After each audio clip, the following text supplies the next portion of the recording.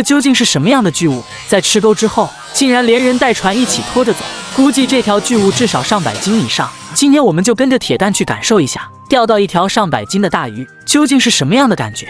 这条大鱼咬住鱼钩已经有几十分钟了，但始终没有要浮出水面的意思，这让铁蛋的心一直忐忑不安，因为他到现在也不太清楚这次究竟钓到的是什么样的猛兽，只是被那条大鱼不停地拉着鱼线往前走。铁蛋一时间无计可施，只能不断放线，任凭它在面前撒野。从目前情况来看，这肯定是一条巨无霸。铁蛋被大鱼拉得左右摇晃，也分不出谁是猎人谁是猎物，感觉自己更像是一只待宰的羔羊。铁蛋慢慢地将鱼线往回收，然后开始清理鱼线上的杂物。由于放的鱼线太长，而且水中杂草到处都是，他只能一点一点地将其清理干净。而就在此时，水里的巨物突然猛地向前冲刺，把铁蛋吓得尖叫了起来。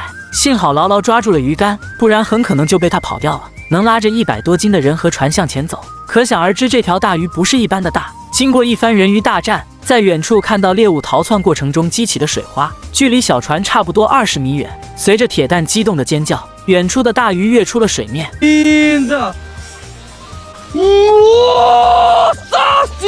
这时的铁蛋非常激动，整个身体都在颤抖，心里肯定在想，一定是上辈子拯救了银河系才能有此好运。玩归玩，闹归闹，不能只让鱼儿冒个泡。铁蛋慢慢回收鱼线，而上面的杂草依然死皮赖脸的紧贴鱼线上。刚清完没多久，但由于大鱼不停的四处逃窜，鱼线上的各种枯枝和水草很快又被挂得满满当当。真希望不要出现什么意外。鱼线在大鱼的拉扯下滋滋作响，小船也被大鱼拉得不停向前移动。由于鱼线上挂满了水草，收线就变得十分困难。哎呀，带有！刚清理完水草，大鱼再一次猛力地往前拉，铁蛋的心都提到嗓子眼了。这可是难得一见的巨物，如果鱼线被拉断，估计这辈子的运气都要被带走。他赶忙站起来，慢慢地往回拉线，双手一直在抖动。长时间的拉锯战，铁蛋的体力也逐渐下降，疲惫感渐渐充斥着全身。这时大鱼离小船越来越近，在前面几米处泛起了水花，透过水面能看到是一条火红色巨物，身躯庞大且非常漂亮。尽管大鱼就在眼前，但鱼线上缠绕的水草太多，还好铁蛋是一个处事不惊之人，越是关键时刻越不能慌乱，先把枯枝烂叶清理干净。但是很遗憾，很多水草缠在鱼线上根本扯不掉。铁蛋直接用船桨测量了一下水的深度，大约在1.3米左右，索性跳进水里去清理这些麻烦的水草。一段时间的清理后，铁蛋继续回到船上。显然大鱼还尚存一些体力，仍然挣扎着往前游去。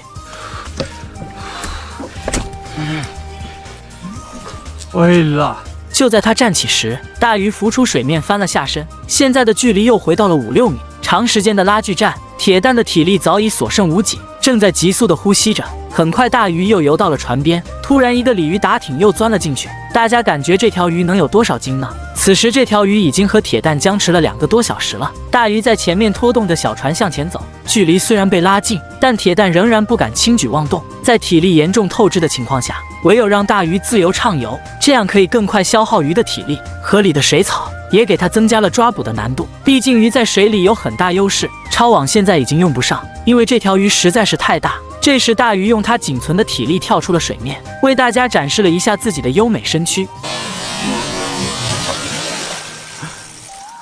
好家伙，这条巨物果真够大，又拉扯了一段时间，铁蛋感觉不能再坐以待毙，于是跳入水中，准备开始猎捕。把船慢慢的往岸边拉，大鱼也跟着往这边游。不知大鱼是被鱼钩拉疼了，还是想逃脱呢？又猛地挣扎了一下，但还是没能挣脱鱼钩的束缚，只能任由鱼线拉着走。这时铁蛋拿出夹嘴钳，把鱼竿插在船上，等大鱼游过来拉住鱼线，拿出手中的钳子夹住鱼的嘴巴。2个多小时的拉锯战，终于被铁蛋抓到了这条上百斤的大鱼。Calma, rapaz. Calma.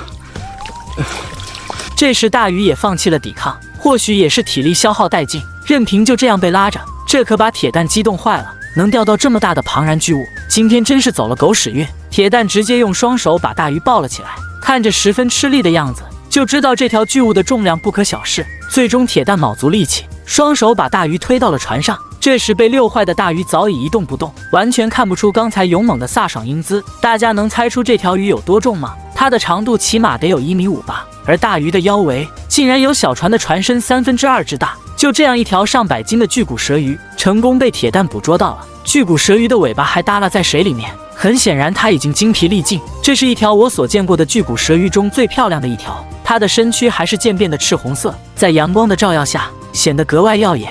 你们有见过这么大的巨骨蛇鱼吗？有没有想立即拿起鱼竿去钓鱼的冲动呢？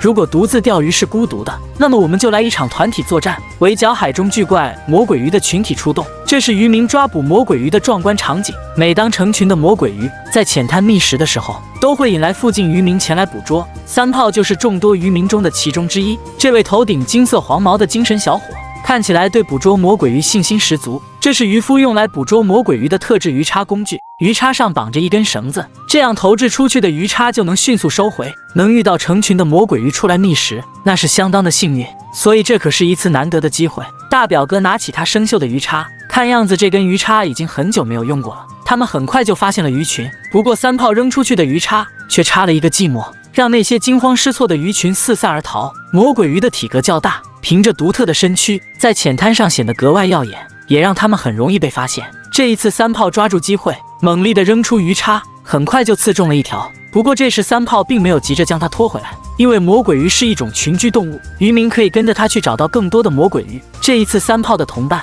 也看准了机会主动出击，可惜扔出去的鱼叉同样也刺了个寂寞。之前被三炮刺中的那条魔鬼鱼拖着白色的浮漂四处逃窜，有了浮漂做标记，渔民很快就能找到魔鬼鱼的老巢。这一次三炮的鱼叉毫不含糊地直接命中了魔鬼鱼，突如其来的疼痛感使得魔鬼鱼不顾一切想逃离这个是非之地，即便拼命拍打着双鳍，都想尽快摆脱身上的鱼叉。但由于鱼叉有像倒钩一样的锯齿状，被刺中的鱼儿根本难以挣脱。三炮死死地抓着绳子，慢慢地将魔鬼鱼往回拉。魔鬼鱼在水里的力量非常强大，如果用蛮力将其拖拽回来，很可能鱼财两空。三炮只能施展精湛的遛鱼术，慢慢消耗他的体力。最终这条被刺中的魔鬼鱼在三炮同伴的帮助下，顺利被抓上了小船。这时三炮又发现浮漂附近也有一条魔鬼鱼，正朝着小船的方向游来，他自然也不会放过这个自投罗网的好机会。接过同伴递来的鱼叉，抓住时机一竿下去，又刺中一条魔鬼鱼，很快就被拖了回来。杀伐果断的三炮立即挥舞砍刀，斩断了魔鬼鱼的唯一攻击武器。因为魔鬼鱼的尾尖含有剧毒，要是被这玩意刺中，恐怕全村人都能吃上4个菜了。这时渔船旁边又有一条魔鬼鱼被三炮发现了，作为渔民中的主力投掷手，他投掷出的鱼叉又直接命中猎物，被刺中的魔鬼鱼行动变得迟缓。紧接着三炮接过同伴递来的鱼叉，看着距离越来越近的猎物，只见他飞身一跃，这可是三炮的独门绝技，动作十分潇洒，真是一顿操作猛如虎。一看战绩0.5，随后同伴又补了一叉，这才将魔鬼鱼抓了起来。三炮慢慢的把这条魔鬼鱼拖到船边，旁边的小哥又给他来了一叉，将魔鬼鱼拖上船，接着被同伴砍掉了尾巴。不过接下来的捕鱼成果就不是那么理想了，可能魔鬼鱼提高了警惕，接连几次扔出的鱼叉都没能成功。由于成群魔鬼鱼出来觅食的周期很短，所以三炮他们决定明天继续捕捉。面前这些魔鬼鱼就是他们今天所有的收获。被抓回来的魔鬼鱼会被送到村子里的一位老渔夫那里，然后进行分割清洗，接着用盐水浸泡，处理过的鱼肉会放在架子上进行晾晒，最后变成可以长期食用的鱼干。在鱼资源稀少的季节里，想获得食物，渔民会变得难上加难，所以现在有机会捕获更多的渔获，他们绝不会轻易错失良机。好了，视频到这里就结束了，关注我，让世界变得更精彩。